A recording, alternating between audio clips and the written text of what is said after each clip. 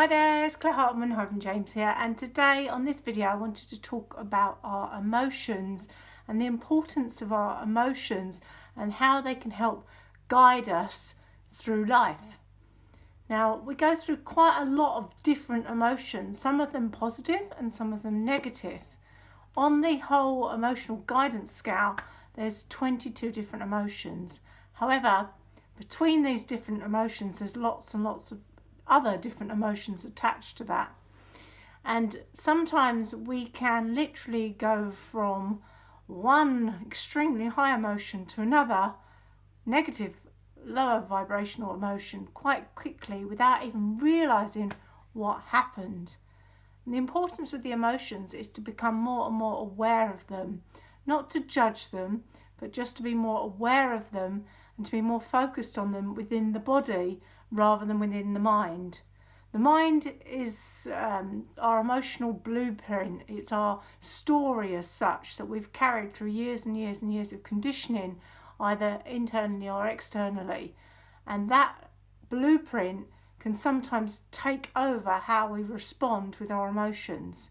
So the key with mindfulness is to create a gap between our emotion and our response. That gap then gives us a bit of breathing space to become more in tune with how we're feeling and to work our way through the emotions. Now, it's not right or wrong to express your emotions. However, it can be more useful to be more aware of them rather than to initially react on them, especially more negative emotions, for example, anger, frustration, irritation. If you can learn to become more in tune with how it feels within your body, you can then take more ownership for it and feel your way through the emotion rather than think your way through the emotion.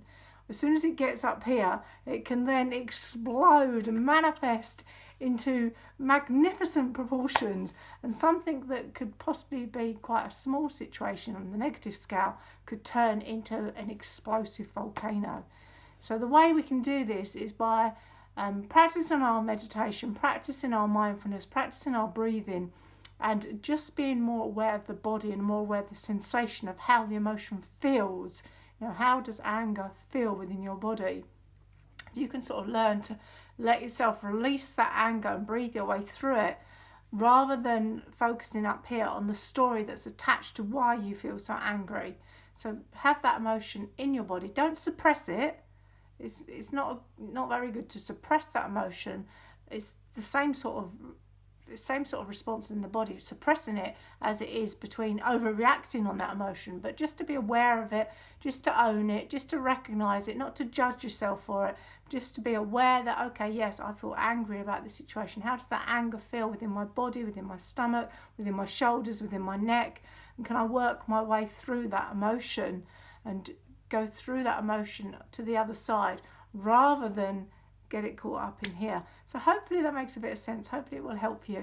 I shall list a little bit more detailed information in writing to accompany this, and I'll also list an exercise that you can practice to be more aware of the emotions that you're experiencing, what different types of emotions you experience and when you're experiencing them. Maybe you could keep a journal of an emotional diary as such, so you're aware of what might trigger that emotion and how you respond to it. So learning to create a gap within the emotion and the feeling in our body and our response, rather than the emotion, the mental picture, and an immediate reaction, an explosive reaction, which can then manifest onto more negative situations. So I shall catch you on my next video, and hopefully that's helped you, and I'll catch up with you soon.